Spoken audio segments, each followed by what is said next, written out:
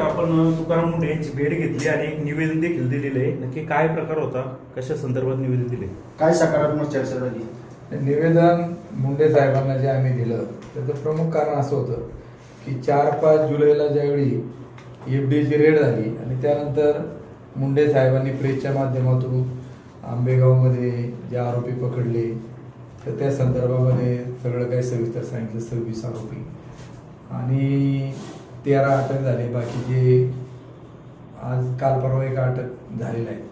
मुंडे साहेबांना आम्ही एवढंच सांगितलं की 25 दिवस झाले की फक्त भेसळखोर पकडले गेले, परंतु हा भेसळीचा माल जिथपर्यंत गेला, ज्यांनी घेतलेला आहे, ज्या कंपन्यांनी घेतला आहे त्यांच्यावर काय, तर त्यांनी सांगितलं की त्याच्या खोलापर्यंत आम्ही गेलेलो आहोत.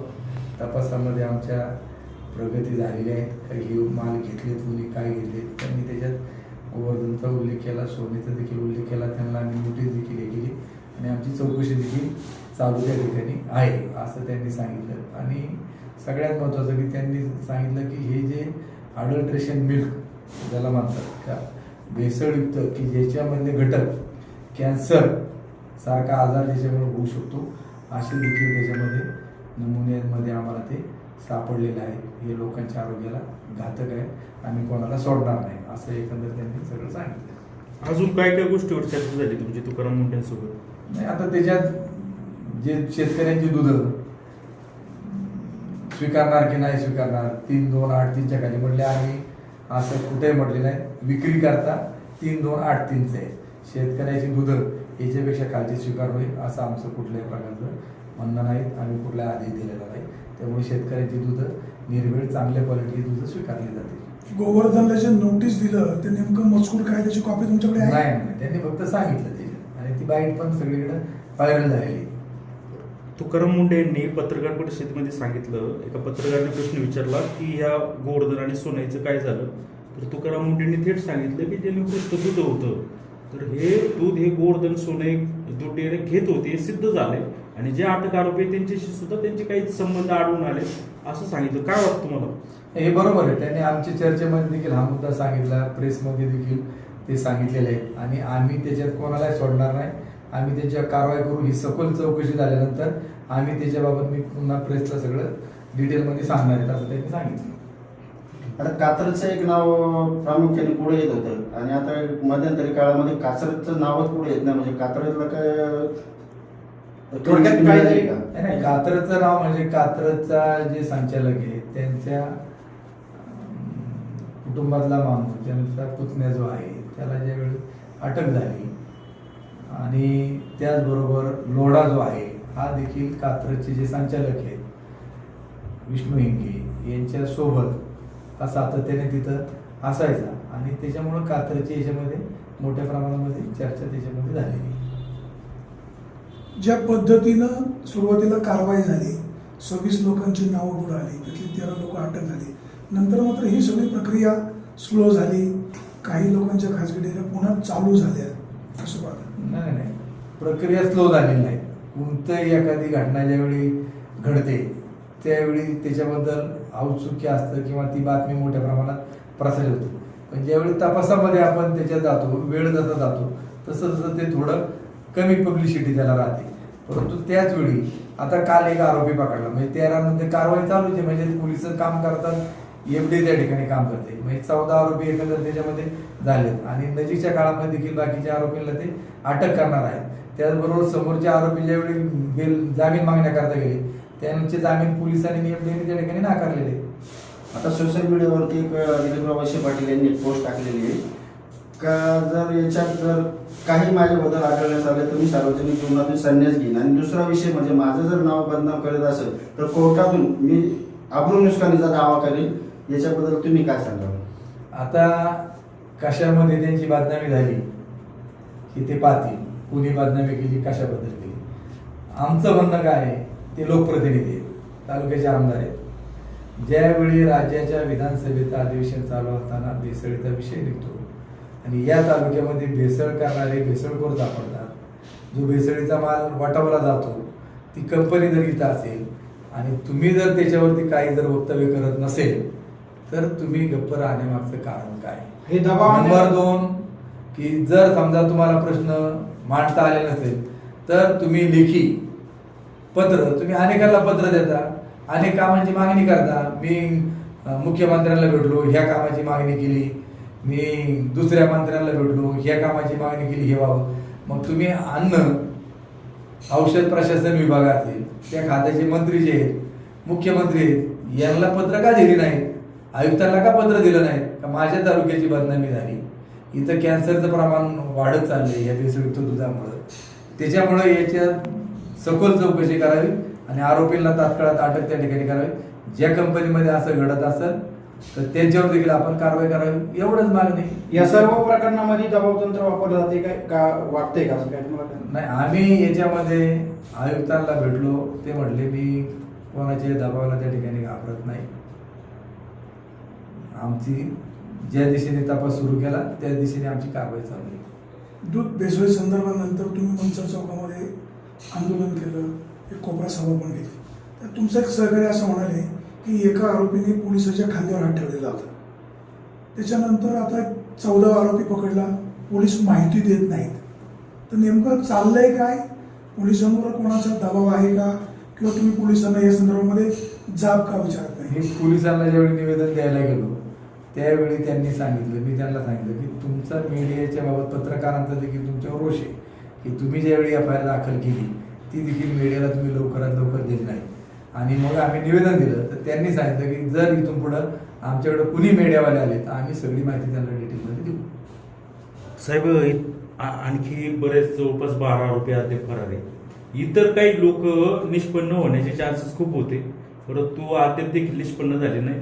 पोलिसांवर किंवा या यंत्रणेवर कुणाच्या तरी राजकीय व्यक्तीचा दबाव आहे असं वाटतं?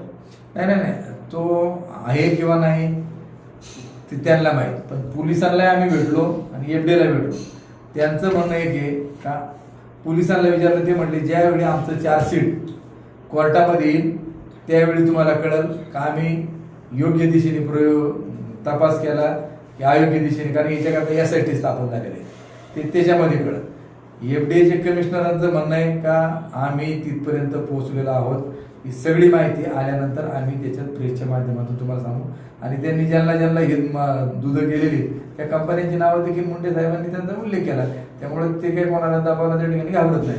साहेब, इतर ठिकाणी ज्या डेअऱ्या होत्या छोट्या मोठ्या, समजा अथर्व डेअरी असेल, तिथं निकृष्ट प्रतीचं दूध होतं, ते ओतून देण्यात आलं, त्या डेअरीचा परवाना निलंबित करण्यात आला. आणि या उलट स्वतः तुकाराम मुंडे सांगतायत की निकृष्ट प्रतीचं दूध सोनई आणि गोवर्धन ह्या डेअऱ्या घेत होत्या, फक्त त्यांना नोटीस दिली जाते. काय वाटतं तुम्हाला? त्याच्यात आता हा जो माल भेसळीचा तिथे गेला त्याचे काय बाय प्रॉडक्ट आहेत किंवा ही जी दूध आहेत, आता त्यांना प्राथमिक, आता आपण काही FDAचा कोणी अधिकारी नाही, नेमकं तिथं त्यावेळी काय घडलं किंवा आपल्याकडे कुठलं डॉक्युमेंट आपल्या हातामध्ये आलेलं नाही.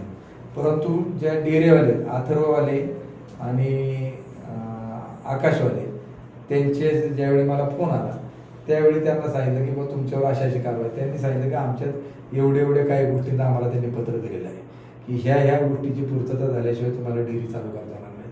आणि मग ते अपिलामध्ये गेले, कोर्टामध्ये गेले आणि कोर्टाने सांगितलं की ह्या गोष्टीची त्यांनी काय पूर्तता केली आणि जे बंद करायला त्यांना सांगितलं होतं की जोपर्यंत जो सॅम्पल FDAने जो घेतलेला आहे तर तो सॅम्पल लॅब ॲनालिसिस रिपोर्ट येत नाही तोपर्यंत त्यांच्यावरती गुन्हा का यांनी हे भेसळ केली का नाही हे सिद्ध होऊ शकत नाही.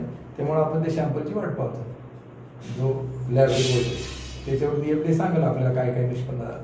सर, ज्या अर्थी तुकाराम मुंडे सांगतात की निकृष्ट प्रतीचं दूध सोनई किंवा गोवर्धन या डेअऱ्या घेत होत्या, ज्या अर्थी ते सांगतात निकृष्ट, त्या अर्थी काही ना काही तपासणी झाली असेल, एकतर्फी कारवाई होते, एका बाजूने ते त्यांचे बाकीच्यांचे परवाने निलंबित होतात, परंतु हे जे निकृष्ट प्रतीचं दूध जे आहे या मोठ्या डेअऱ्या घेतात, त्यांच्यावर नोटीस देण्याच्या पलीकडे काही कारवाई होत नाही. तुम्ही थेट का बोलत नाही? थेट बोलण्याचा विषय नाही. आता ना त्यांचा रिपोर्ट आपण पाहिला, कोर्टाने काय ऑर्डरमध्ये म्हटले चालू करण्याच्या संदर्भात ह्याच्या 2 डेअऱ्या आहेत, परंतु गोवर्धनचा जो विषय आहे तर त्याच्याबाबत आपण कधी बोलायला लागलो की ज्यावेळी कमिशनरनी मुंडे साहेबांनी त्यांचं नाव घेतलं. कारण जोपर्यंत जे खाते ते तपास करते ते त्यांच्याबद्दल काय बोलत नाही तोपर्यंत आपण विनाकारण कोणच्यावरती बोट त्या ठिकाणी ठेवू शकत नाही. आता मुंडे साहेबांनी जर गोवर्धनचा जर उल्लेख केला असेल किंवा सोन्याचा जर उल्लेख केला असेल तर त्याच्यामध्ये निश्चित काहीतरी त्यांना सापडल्याशिवाय ते हे करत नाही. आता दुसरी गोष्ट अशी की ज्यावेळी मोठ्या प्रमाणामध्ये एखाद्या संस्थेमध्ये हे दूध ज्यावेळी येतं 10 लाख लिटर असेल 11 लाख लिटर असेल तर शासनाचा काहीतरी त्याच्यात विचार चालू असेल का जर आपण समजा हे एकदम जर त्या ठिकाणी त्याच्यावर ॲक्शन घेतली तर उद्याच्या उद्या ह्या याचं मालाचं तिथल्या करायचं काय हा विचार कदाचित ते करत असतील असं मला वाटतं. परंतु आता याच्याबाबत तुम्ही FDAचे जॉईंट कमिशनर पुण्याला जर त्यांना विचारलं तर ते तुम्हाला सांगतील कदाचित. ती काही माहिती देत नाही, चौकशी चालू एवढंच उत्तरं देतात. जे जॉईंट कमिशनर आहेत गोगावडे आणि उपायुक्त जे चट्टे आहेत माहिती देत नाहीत. आता याच्याबाबत मुंडे साहेबांनी आता परवाच्या याच्यात सांगितलंय का हे तपास याच्यात मी सगळं डिटेल तपास झाल्यानंतर याची माहिती मीडियाला सगळ्यांना देतो. तुम्हीच एकटे राजकीय तुमच्या असूयेपोटी किंवा द्वेषापोटी जाणीवपूर्वक ह्या गोष्टीमध्ये लक्ष घालतात असं तुमच्यावर काही लोक आरोप करतात. आता माझं काय कोणाशी काय धंद्यावाल्याची माझा काय व्यवसाय आहे समव्यवसाय घेत त्यांना मार बसला तर माझा धंदा लय जोरात चालत. आम्ही शेतकऱ्याची प्रतिनिधी म्हणून मी साखर कारखान्यामध्ये देखील FRPच्या संदर्भामध्ये एक रकमी FRP मिळवून देण्यामध्ये आम्हाला यश त्या ठिकाणी लावलं. बिबटेच्या प्रश्नामध्ये आम्ही आंदोलन त्या ठिकाणी केलं. त्याच्यामध्ये देखील बिबट्याला कंट्रोलमध्ये आणण्यामध्ये पकडलेल्या बिबट्या सोडू नये दिवसे विजेच्या संदर्भामध्ये असे काय निर्णय कांद्याच्या आंदोलनात. त्यामुळे काय फक्त दूधच नाही जिथं जिथं शेतकऱ्यावर किंवा अन्य काही लोकांवर अन्याय होत असेल तर त्याच्याबाबत आम्ही सातत्याने आवाज उठवत असतो आणि उठवत राहू. तुमच्यावर असा आरोप केला जात आहे की तुम्ही सातत्याने हे मंचर किंवा आंबेगावच्या दूध भेसळीच्या बाबत बोलता त्यामुळं शहरातील लोकांच्या याच्यामध्ये निगेटिव्ह वातावरण ह्या परिसराचं झालेलं आहे आणि लोक आता दूध घेणं बंद झालेलं आहे. आमचं जे म्हणणं आहे की उद्याच्या काळामध्ये आंबेगाव तालुका असेल जुन्नर असेल शिरूर असेल खेड असेल हे शेतीप्रधान आहेत दूध उत्पादक आहेत आणि इतर जे मीडियाला जी बातमी गेली की आंबेगाव तालुक्यामध्ये मंचरमध्ये भेसळ. आता जर आम्ही याच्यात जर बोललो नाही तर उद्या सगळीकडं ते एक लोकांच्या मनामध्ये राहील का भेसळखोरांना पाठिंबा देण्याचं काम इथं होते. आमची मागणी आहे का भेसळ रोखली गेली पाहिजे आणि निर्भीड दूध लोकांना मिळालं पाहिजे. लोकांच्या आरोग्याशी कोणी त्या ठिकाणी खेळलं नाही पाहिजे आणि ज्या कंपन्यांनी भेसळीचा माल खरेदी केला अनेक वर्ष भेसळीचे प्रोडक्ट लोकांना दिले पाहिजे त्यांच्यावर कारवाई झाली पाहिजे आणि चांगले उद्योग याच्यामध्ये जे भेसळीचा माल घेणार नाहीत त्यांना आमचा त्या ठिकाणी सतत पाठिंबा राहील. आंबेगाव तालुका कोरडवाहू तालुका म्हणून त्याची ओळख होती. नंतर तुमच्याकडे डिंब्याचं पाणी आलं, शेती हिरवीगार झाली, दूध व्यवसाय सुरू झाला. दूध व्यवसाय सुरू झाल्यानंतर लोक सुजलाम सुफलाम 4 पैसे त्यांच्याकडं त्यांच्या खिशामध्ये खेळायला लागले. ज्यांनी कोणी दूध भेसळ केली त्यांच्यावर कारवाई जरूर व्हावी. परंतु अख्खा तालुका बदनाम होतोय आणि देवदत्त निगम तालुका बदनाम करताय अशी तुमच्यावर टीका होते. आमचं म्हणणं असं आहे मीडियाला देखील की संदीप उतरडे यांनी पहिला मुद्दा मांडला दूध भेसळीचा. त्यावेळी सगळे म्हणायला लागले का सगळे मीडियावाले पण एकटाच पत्रकार का त्या ठिकाणी लढतोय. मग त्यावेळी बघ तुमच्याबद्दल शंका त्या ठिकाणी यायला लागली. आमचं म्हणणं आहे की आमचा जो लढा आहे मी एकटाच बोलतोय अशातला काही त्याच्यातला भाग नाही. राज्याच्या विधिमंडळात याच्या चर्चा झाली भेसळीच्या संदर्भामध्ये. हा विषय देशाच्या कानाकोपऱ्यात गेलेला आहे आणि ज्यावेळी या तालुक्यामध्ये भेसळ करणारे ज्यावेळी पकडले गेले तर त्यावेळी आम्ही हे स्पष्टपणे सांगितलं की जर या तालुक्यातला लोकांचा आर्थिक स्थितिमान हे दुधावरती त्या ठिकाणी जर अवलंबून असेल लोक करोडोपती होणार नाही पण रोजचं तेल मीठ चालेल, चूल चालेल, मुलांचं शिक्षण चालेल. तर याच्याकरता या तालुक्यातलं दूध हे गेलं पाहिजे, इथले प्रॉडक्ट गेले पाहिजेत. म्हणून आम्ही भेसळखोरांना आंबेगाववाले अजिबात थारा देत नाहीत. याकरता आमचा त्या ठिकाणी लढाई. आम्ही जर बोललो नाही तर उद्या ठरवतील का इथली लोक भेसळखोर त्या ठिकाणी आहेत. आम्ही भेसळखोरांना अटक करा, जेलमध्ये टाका या मागणी करतात. कोणी अगोदर बातमी केली, बातमी करण्याची काही स्पर्धा नाही. तालुक्यामध्ये दूध व्यवसाय जो आहे ज्यांनी काही डिस्प्यूट केलेले त्यांच्यावर कारवाई व्हावी. पण वारंवार देवदत्त निगम हा विषय कंटिन्यू लावून धरतात. त्याच्यामुळे ज्या आंबेगाव तालुक्यातील सर्वसामान्य दूध गवळी आहेत, काही सहकारी संस्था आहेत, या संस्था बदनाम होत आहेत आणि याला देवदत्त निगम जबाबदार आहे. असं कोण म्हटलं तुम्हाला? गवळी म्हटले? हो गवळी म्हटले. गवळी नाही म्हणताय नाही संस्था नाही म्हणताय 2 रुपये आम्ही आवाज उठवलाय सगळा, 2 रुपये लिटरला दर वाढलाय. कांद्यावर आम्ही आवाज उठवला, कांदा 25 रुपयापर्यंत जाऊन पोहोचलेला आहे. आमचं तेच म्हणणं आहे. कोण एखादा प्लॅन्टवाला म्हणला ना आणला याला घेणार किंवा त्यांचे बगल बच्चे म्हणले, तुम्ही मोठ्या गोट्यावर जा, त्याला विचारा की दुधाची भेसळ थांबली पाहिजे का नाही. तिथे लाईव्ह तुम्ही त्या ठिकाणी प्रक्षेपण करा, आम्हाला त्या ठिकाणी बोला. 2 रुपये लोकांना, एवढी लोक वेडी नाहीत, एवढी रस्त्यावर उतरले, एवढं मोठं आंदोलन झालं. भेसळखोरांवर कारवाई जरूर व्हावी, परंतु हा दूध व्यवसायच बदनाम जास्त प्रमाणामध्ये होतो आणि याच्यामध्ये देवदत्त निकम जास्त अग्रेसिव्ह आहे. आम्ही भेसळखोरांच्या विरोधामध्ये आहोत. भेसळखोरांना अटक करा हे आमचं म्हणणं त्या ठिकाणी आहे. बाकीचे बोलत नाहीत, मग बोलत नाही याचा अर्थ काय? खरे बेसळखोराचे सूत्रधार म्हणजे कुठले होते? त्याचा आका आता सांगितलं ना, याचा आका कोण आहे काय ते सगळं बाहेर येणार. आता मुंडे साहेब सगळे सांगणार आहे. साहेब, तुम्ही मुद्दा नंबर 8 मध्ये मुंडे साहेबांना निवेदन असं दिले की बेसळखोर आरोपींचे राजकीय व्यक्ती सोबत संबंध असल्याने कारवाई करण्यावर राजकीय दबाव येऊ शकतो. बरोबर आहे. काय नाही, मग आता इथं जे एक पक्षाचा अध्यक्ष, कात्रज दूध संस्थेचा जो संचालक आहे, त्याचा पुतण्या त्या ठिकाणी भेसळखोर म्हणून त्याला ज्यावेळी अटक जाते, माल सापडतो. जो लोढा जो अटक झालेला आहे, ज्याच्यावर या अगोदर 4 वेळा गुन्हे दाखल झाले, तो यांचा मित्र आहे. यांचे स्टेटस तुम्ही पहा मोबाईलचे काय, त्यांच्या समोर यांचे फोटो आहेत. कात्रजच्या चिलिंग प्लांटवर याचं ह्या आरोपींचे कामं तिथं काय असतात. संचालकावर तुम्ही शासनाच्या संस्थेवर निवडून गेलेले आहेत ना, मग तुम्ही पक्षाचे अध्यक्ष आहेत, मग तुम्हाला वरद हस्त कोणाचा आहे हा आमचा सवाल आहे त्यांना. समजा एखाद्याने डीपी ठेवलं एखाद्या नेत्याचं, तर त्याच्यामध्ये त्याचा दोष काय असं म्हटलं जातंय, काय सांगा? दोष काय म्हणजे तुमचे आरोपी ज्यावेळी अटक होतो तोपर्यंत आणि तो पूर्वीचा गुन्हेगार आहे हे तुम्हाला माहिती आहे. कारण 2005 ला घटना घडली, 8 ला घटना घडली, त्यानंतर 20 ला देखील घडली, तरी देखील तुम्ही त्याला बाजूला ठेवला पाहिजे. कारण तुम्ही लोकप्रतिनिधी आहात, तुम्हाला माहिती काय चाललंय काय नाही. अशा भेसळखोरांना आपण जवळ सुद्धा उभे नाही केले पाहिजे. अटक केलेल्या आरोपींच्या जबाबात ज्यांचे नाव आले त्यांची चौकशी व्हावी अशी मागणी केली. नक्की जबाबामध्ये आणखी लोकांची नावं आली होती का? नक्की काय काय? तुम्ही 9 नंबरचा मुद्दा दिला, अटक केलेल्या आरोपींच्या जबाबात ज्यांची नावे आली आहेत त्यांची त्वरित चौकशी व्हावी. बरोबर, की ज्यांना अटक केलेले आहे त्यांची जात जबाबमध्ये त्यांनी अमाल या पावडरी या कोणाकोणाला दिल्यात हे त्याच्यामध्ये आलेले आहेत. त्यांच्या याच्या चौकशीमध्ये बँक ट्रान्झॅक्शन कोणाकोणाला झालेले ते आले, तर त्यांना लवकरात लवकर हे करायचं. त्यांनी ते मुंडे साहेबांनी सांगितलं की आमच्याकडे तपासामध्ये ते आलेले आहेत, आम्ही लवकर त्यांच्यापर्यंत पोहोचतो. साहेब, आता 10वा मुद्दा तुम्ही असा नमूद केलाय, आपल्या विभागातील अधिकारी, कर्मचारी व पोलीस यांचे व भेसळखोरांचे जुने संबंध असल्याने त्यांच्यापर्यंत कारवाई व्हायच्या आधीच बातमी पोहोचते व भेसळयुक्त माल व रसायने गायब केली जातात. खरं आहे की मुंडे साहेब येण्याच्या अगोदर हेच अधिकारी होते सगळे. मग भेसळ काय आजची नाही, एका दिवसाची नाही. मग हे एवढं घडत असताना ही यंत्रणा गप्प का होती हा आमचा सवाल आहे. आणि हा आम्ही मुंडे साहेबांना विचारलेला आहे की फक्त कॅप्टन बदलला, खालचे प्लेयर तेच आहेत. मॅचला टर्निंग पॉईंट आला कॅप्टनच्या गायडन्स मुळे. आणि मग ही जी लोक आहेत काही तुम्हाला माहिती आहे यांचं काम आहे हे नमुने वेळच्या वेळी तपासणे, का तुम्ही तपासले नाहीत आजपर्यंत हा आमचा सवाल आहे. आता देखील ज्या दाढी पाडतात त्याच्यामध्ये देखील आगाऊ सूचना वगैरे हे कर्मचारी लीक करतात असं तुम्हाला म्हणायचंय? 100% काही ठिकाणी अशा घटना घडलेल्या आहेत. म्हणून रेड पडण्याच्या अगोदर तुम्ही आता पाहिले की मध्ये पाऊस झाला, तुम्ही चित्रीकरण केलं की फेस कशाचे आले. आपण अनेक पाहतो ओढ्याला नाद्याला, असा फेस कुठून आला, ही फुगीचे फुगे कसे काय त्या ठिकाणी होते, टपऱ्या कशा काय बंद होतात, लगेच मुंडे साहेबांचे स्क्वॉड येणार आहेत त्याच्यात.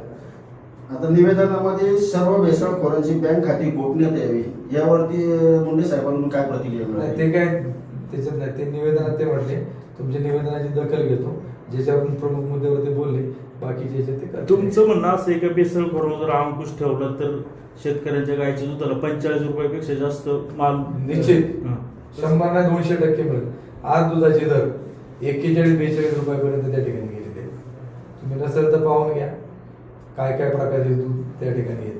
आणि ह्या ज्या मोठ्याल्या काही कंपन्या आहेत त्यांचे दर देखील लोकलपेक्षा जादा दर, हॅडसन वगैरे यांचे जे दर आहेत, हेरिटेज यांचे रेट जरा जादा आहेत. ही कारवाई मुंडेंच्या कारवाईनंतर झाले. हो, जुलै महिन्यामध्ये 2 रुपये लोकांना जादा मिळायला लागले. त्यामध्ये शेवटचा फक्त एक मुद्दा असा आहे तुमचा का भेसळखोर आरोपी, भेसळयुक्त दूध खरेदी करणारी कंपनीचे मालक हे येथील स्थानिक नेत्यांचे कार्यकर्ते व निकटवर्ती असल्याने हे प्रकरण ते दडपतील अशी सर्वसामान्यांमध्ये चर्चा सुरू आहे. काय त्याचं उत्तर मी दिलं तुम्हाला आणि खरं आहे, तुम्हाला माहिती आहे सगळं. थेट नाव का घेत नाही म्हणजे आपण आता नुकसानीच्या कंपनी- कारवाईला घाबरताय तुम्ही? आमचं म्हणणं आहे, आम्ही कंपनीचं नाव त्या ठिकाणी घेतलेलं आहे की बुवा हे या कंपनीमध्ये कोणाची कंपनी काय आहेत, दूध संघाच्या संचालकाचं मी नाव घेतलं कारण त्याला आम्ही निवडून दिलेले लोकांनी आणि म्हणून हे त्याच्यामध्ये हे तितकेच जबाबदार त्या ठिकाणी आहेत. ते पक्षाचे अध्यक्ष आहेत. ह्याच्यामध्ये वळसे पाटील यांचा काय दबाव असू शकतो किंवा काय असू असं वाटतं आमचं तुम्हाला? आमचं म्हणणं आहे की मी पहिल्यापासून सांगतोय की त्यांनी आमदार म्हणून हा विषय जसा राज्यातील इतर आमदारांनी विधिमंडळामध्ये मांडला तसा यांनी मांडायला पाहिजे तो त्यांनी मांडला. नाही मांडला तर तुम्ही एक पत्र राज्याचे मुख्यमंत्री उपमुख्यमंत्री त्या खात्याचे मंत्री आणि आयुक्तांना त्यांनी पत्र लेखी स्वरूपात द्यावं. याच्यात कुणी माझ्या जवळचा असला पक्षाचा माझ्या जरी असला तर त्याला सोडता कामा नये, पण हा भेसळखोर हे शोधून काढले पाहिजे आणि हे जेलमध्ये टाकले पाहिजे, कठोर कारवाई करा असं त्यांनी पत्र दिलंच पाहिजे ही आमची आग्रह मागणी. ज्या खाजगी दूध डेअऱ्या आहेत तिथे असं 19-20 झालं, भेसळ झाली, हे निदर्शनामध्ये आलं. आता ते इन्क्वायरीमध्ये पुढे काय होईल तो भाग वेगळा, परंतु कुठेतरी सहकारी दूध संस्था यातून बदनाम होत आहेत, सहकाराकडे पाहण्याचा दृष्टिकोन बदलत चाललाय. तुम्ही काय सांगा? नाही आता पूर्वी फक्त सहकार होता, पण स्पर्धा निर्माण व्हावी म्हणून खाजगीकरण देखील त्या ठिकाणी झालं. सहकार अजिबात बदनाम त्याच्यामध्ये होत नाही. आता कात्रजचे प्रॉडक्ट सुद्धा पुणे जिल्हा सहकारी दूध सांगायचे, पेढा असेल त्यानंतर ताक असेल की जोरामध्ये त्या ठिकाणी चाललं ना. शेवटी उद्या सहकारी संस्था जर मोठी झाली तर त्याचा फायदा थेट उत्पादकांना त्या ठिकाणी मिळू शकतो. पण त्या संस्थेमध्ये जाणारे जर प्रतिनिधी जर राहतील हे जर चुकीचं काम करत राहतील तर ती संस्था तिथं अडचणी देऊ शकते. आज गोकुळ सारखा एवढा मोठा ब्रँड निर्माण झालाय, वारणे सारखा ब्रँड झालाय, तसंच या तालुक्यामध्ये किंवा जिल्ह्यामध्ये पूर्वीचं जे कात्रजचं जे दूध होतं ते किती प्रमाणामध्ये होतं, आज ती संस्था का कमी एवढी संकलनामध्ये मागे पडली प्रॉडक्टमध्ये. शेजारी संगमनेरमधला राज हाऊस सहकारी तो का पुढे गेला, बारामती तालुका संघ तो कसा पुढे गेला. कात्रजच्या प्रमाणामध्ये अजून तिची झेप मोठ्या प्रमाणात जायला पाहिजे होती. खाजगी संस्थांवर जी कारवाई होते किंवा जे भेसळ निघते त्याच्यामुळे सहकारी दूध संस्था कुठेतरी बदनाम होतात का? आणि खाजगी ज्या दूध डेअऱ्या निघालेल्या आहेत त्याच्यावर सरकारचा अंकुश नाही असं बोललं जातं. खाजगी दूध डेअऱ्या ज्या सुरू झाल्या त्याचे जनक आपल्या पक्षाचे प्रमुख शरद पवार आहेत. नाही, डेअऱ्या म्हणजे कोणत्या आता दोन प्रकार आहेत. एक गावोगावी देखील खाजगी डेअरे आहेत. तुम्हाला प्लॅन्ट म्हणायचे का काय हा म्हणायचं? प्लॅन्ट म्हणा, खाजगी दूध डेअऱ्या म्हणा. मी तुम्हाला एक सांगितलं की डायनेमिक सारखं